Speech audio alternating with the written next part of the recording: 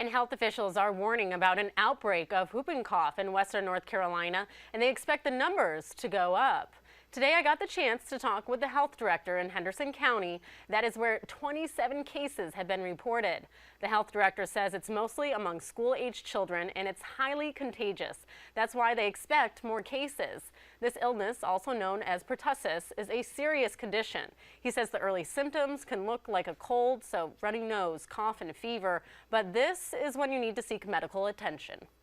If you're struggling to breathe, if a small infant or child in particular is turning blue or purple, coughing violently, coughing rapidly over and over, and not drinking enough fluids, those are real trigger points to not wait any longer and seek care.